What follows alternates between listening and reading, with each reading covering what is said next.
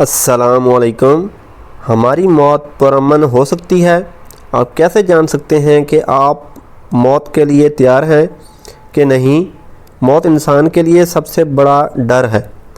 میں جاننا چاہتا ہوں کہ اگر مجھے ابھی اسی وقت مرنا ہو تو میری موت کیسی ہوگی؟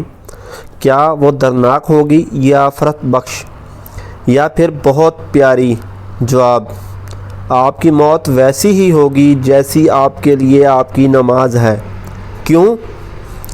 کیونکہ نماز ادا کرتے ہوئے در حقیقت آپ کیا کر رہے ہوتے ہیں؟ اللہ سے ملاقات۔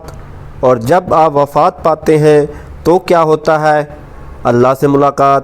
اگر آج جب کہ آپ کی روح آپ کے جسم میں ہے آپ اللہ سے ملاقات پسند نہیں کرتے تو کل جب کہ آپ کی روح آپ کے جسم کا ساتھ چھوڑ جائے گی تب کیوں ملنا چاہیں گے؟ اگر آج آپ کو اپنی نماز پیاری ہے تو آپ کی موت بھی اچھی ہوگی۔ اگر آپ نماز کا شوق سے انتظار کرتے ہیں تو موت کے قریب بھی آپ بے چینی سے اس پنجرے کی قید سے آزاد ہو کر بلندیوں کی طرف پرواز کرنا چاہیں گے۔